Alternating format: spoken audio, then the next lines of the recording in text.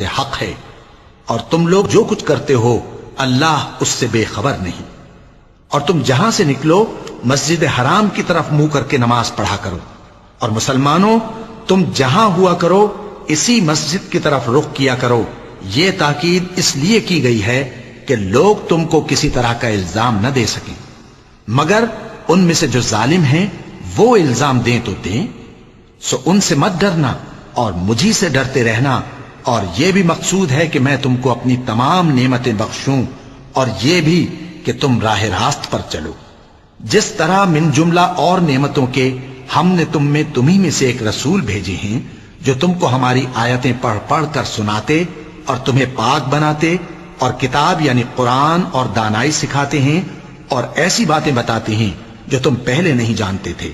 سو تم مجھے یاد کیا کرو، میں تمہیں یاد کیا کروں گا، اور میرا احسان مانتے رہنا اور میری ناشکری نہ کرنا۔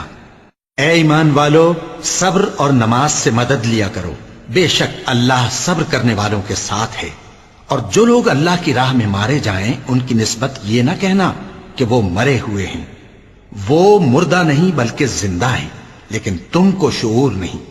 اور ہم کسی قدر خوف اور بھوک اور مال اور جانوں اور میووں کے نقصان سے تمہاری آزمائش کریں گے، اور صبر کرنے والوں کو بشارت سنا دو کہ ان لوگوں پر جب کوئی مصیبت واقع ہوتی ہے تو کہتے ہیں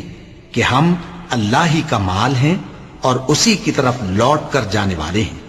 یہی لوگ ہیں جن پر ان کے پروردگار کی عنایتیں ہیں اور خصوصی رحمت بھی ہے، اور یہی سیدھے رستے پر ہیں۔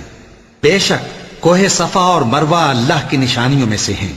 تو جو شخص خانہ کعبہ کا حج یا عمرہ کرے اس پر کچھ گناہ نہیں کہ دونوں کے درمیان چکر لگائے،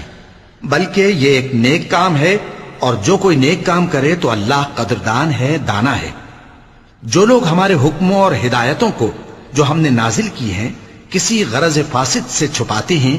باوجود کہ ہم نے ان کو لوگوں کے سمجھانے کے لیے اپنی کتاب میں کھول کھول کر بیان کر دیا ہے، ایسوں پر اللہ اور تمام لعنت کرنے والے لعنت کرتے ہیں۔ ہاں، جو توبہ کرتے ہیں اور اپنی حالت درست کر لیتے ہیں اور احکام الہی کو صاف صاف بیان کر دیتے ہیں تو میں ان کے قصور معاف کر دیتا ہوں، اور میں بڑا معاف کرنے والا بڑا مہربان ہوں۔ جو لوگ کافر ہوئے اور کافر ہی مرے، ایسوں پر اللہ کی اور فرشتوں کی اور انسانوں کی سب کی لعنت، وہ ہمیشہ اسی لعنت میں گرفتار رہیں گے۔ ان سے نہ تو عذاب ہلکا ہی کیا جائے گا اور نہ انہیں کچھ مہلت ملے گی۔ اور لوگوں، تمہارا معبود ایک ہی معبود ہے، اس بڑے مہربان اور رحم والے کے سوا کوئی عبادت کے لائق نہیں۔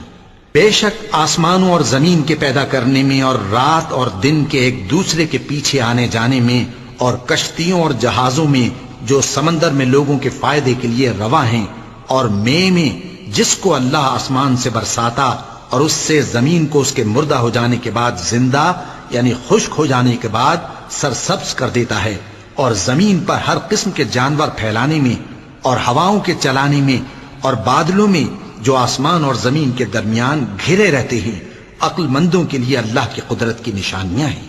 اور بعض لوگ ایسے ہیں جو غیر اللہ کو اللہ کا شریک بناتے اور ان سے اللہ کی سی محبت کرتے ہیں، لیکن جو ایمان والے ہیں وہ تو اللہ ہی کے